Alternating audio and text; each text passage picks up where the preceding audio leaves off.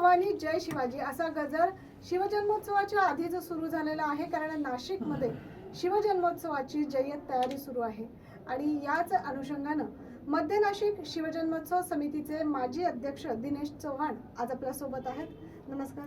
नमस्कार। शिवजन्मोत्सवाच्या निमित्तानं तुम्ही आमच्या दर्शकांना काय शुभेच्छा द्याल आणि काय आवाहन कराल?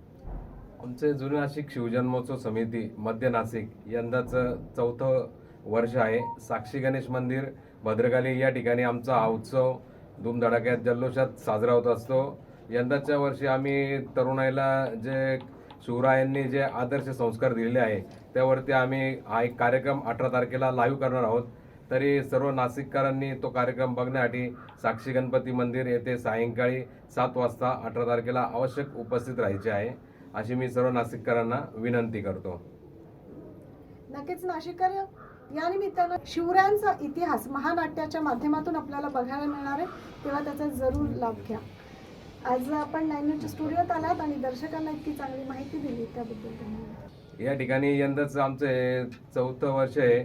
9 न्यूज किशोर भाऊ वेलसरे तसेच मॅडम आम्हाला दरवर्षी सर्व शिवजन्मोत्सव समितीला या ठिकाणी आवर्जून बोलवतात। सर्व अध्यक्ष कार्याध्यक्ष सर्व मंडळांचा या ठिकाणी यथोचित सत्कार देखील करतात। त्यामुळे आम्ही सर्व नाशिककरांच्या वतीने त्यांचं या ठिकाणी आभार मानतो। जय जिजाऊ, जय शिवराय, जय शंभूराजे।